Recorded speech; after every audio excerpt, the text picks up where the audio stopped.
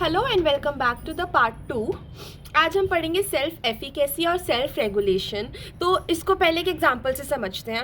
मान लो कि ये XYZ इंडिविजुअल है और इसने बोला कि जो इसका एग्ज़ाम हुआ, इसने एग्ज़ाम में ये फेल हो गया। तो इसने बोला कि ये मेरा लक था और मेरा फेट था, होना ही था, ठीक है। लेकिन इसने ये नहीं बोला कि मैंने पढ़ाई नहीं करी थी इसलिए मैं फ़ेल हो गया।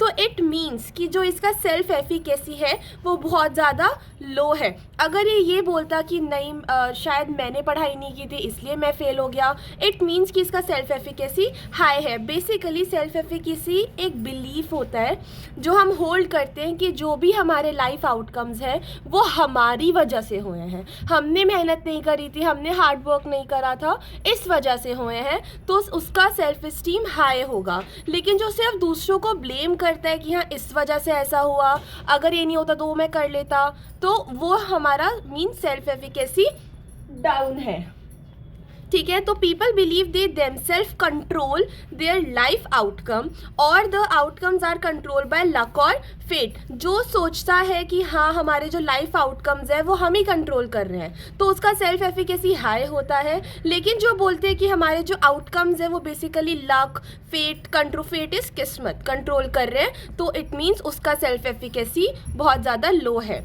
ठीक है। और अदर सिचुएशनल फैक्टर जैसे कि passing the examination. This notion of self efficacy based है बैंडरा की सोशल लर्निंग थ्योरी पे, ठीक है। जो ये सोशल लर्निंग थ्योरी कहती है कि जो चिल्ड्रंस होते हैं और जो अडल्ट होते हैं वो दूसरों को ऑब्जर्व करके, दूसरों को कॉपी करके अपना बिहेवियर शो करते हैं। उसके बाद strong sense of self efficacy allow people to select, influence और construct the circumstance of our own life. जो सेल्फ एफिकेसी है वो बोलती है अगर किसी का सेल्फ एफिकेसी हाई है मतलब वो अपना इन्वायरमेंट खुद सिलेक्ट करता है, उसे खुद इन्फ्लुएंस करता है और अपने लाइफ के सर्कमस्टांसेस वो खुद कंस्ट्रक्ट करता है। People with strong self efficacy feel less fearful. जो इंसान जिस इंसान की सेल्फ एफिकेसी हाई होती है इट मीन्स वो कम डरने वाला होता है। We can develop self efficacy. हमारी जो सोसाइटी है, हमारे जो पेरेंट्स हैं या फिर हमारे जो खुद के पॉजिटिव एक्सपीरियंसेस हैं, ये सब मिलकर हमारी स्ट्रॉन्ग सेल्फ एफिकेसी डेवलप करने में हेल्प करते हैं। तो सेल्फ एफिकेसी एक ओवर इन शॉर्ट एक बिलीफ होता है जो हम अपने बारे में होल्ड करते हैं कि ये जो हमारे लाइफ आउटकम्स हैं वो हमारी गलतियों की वजह से या फिर हमारी एबिलिटीज़ से बने हैं, उसका सेल्फ एफिकेसी हाई होता है। जो बोलता है कि नहीं लक था, फेट था, मान लो कि एक पेन था, उसने उस पेन से लिखा तो उसने नेक्स्ट टाइम जाके वो पेन ही चेंज कर दिया कि शायद इस पेन से लिखा इसीलिए वो एग्ज़ाम में फ़ेल हो गया, तो इट मीन्स उसका सेल्फ एफिकेसी बहुत ज़्यादा डाउन है, ठीक है। वो कम फेयरफुल होते हैं और ऐसे जिसका स्ट्रॉन्ग सेल्फ एफिकेसी होता है वो अपने इन्वायरमेंट को खुद सिलेक्ट करते हैं, खुद इन्फ्लुएंस करते हैं और कंस्ट्रक्ट करते हैं। ये इंपॉर्टेंट है, 3 मार्कर्स में आता है। After that self regulation is control, अपने आप को कंट्रोल करना। तो सेल्फ रेगुलेशन मतलब our ability to organise and monitor. किसको ऑर्गेनाइज करेंगे और किसको मॉनिटर करेंगे? हमारे बिहेवियर को।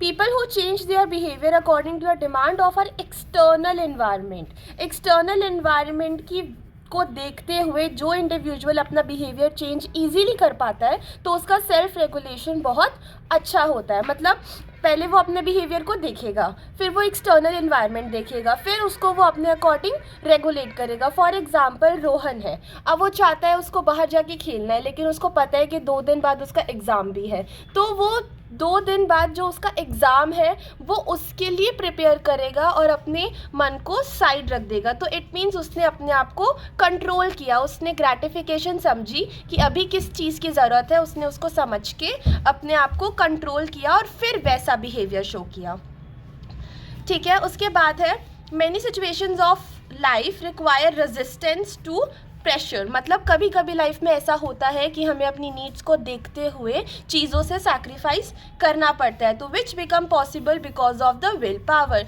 बहुत प्रेशर में भी प्रेशर को कंट्रोल करना या फिर सिचुएशन को हैंडल करना हमें विल पावर सिखाता है। As a human being we can control our behavior the way we wanted. As a human being अगर हम रेगुलेशन सीख लेते हैं तो हमारे लिए ईजी हो जाता है और हम जिस तरीके से अपने आप को कंट्रोल करना चाहते हैं उस तरीके से कर सकते हैं.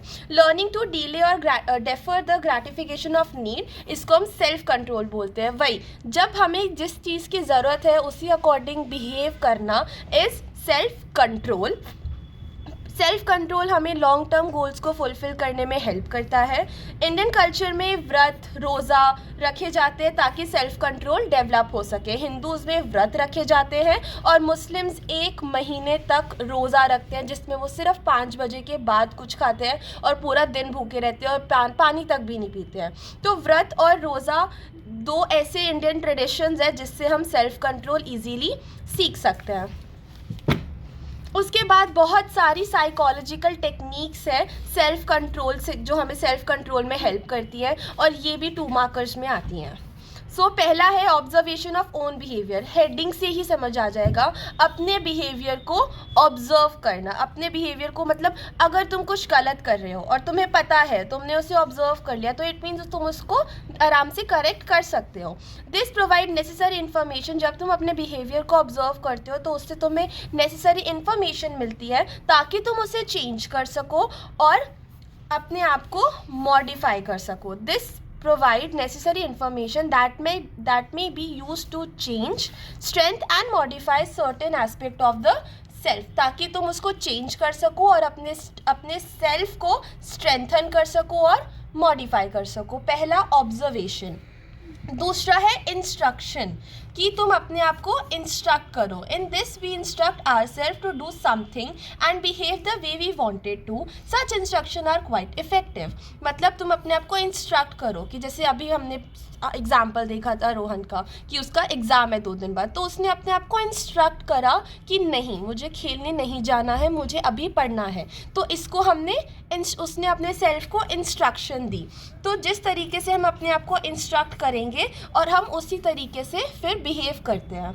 उसके बाद ऑब्जर्वेशन, इंस्ट्रक्शन और फिर reinforcement. It means this involve rewarding behaviour that have pleasant outcome. मान लो कि रीना थी, उसने बोला कि अगर एग्ज़ाम में मेरे हाई मार्क्स आते हैं तो मैं मूवी देखने जाऊंगी अपनी फ्रेंड्स के साथ. तो उसने क्या करा, उसने अपने लिए गोल सेट करा कि उसको हाई एग्ज़ाम चाहिए. उसके बाद उसने उससे मूवी से उसने उसको कनेक्ट कर दिया.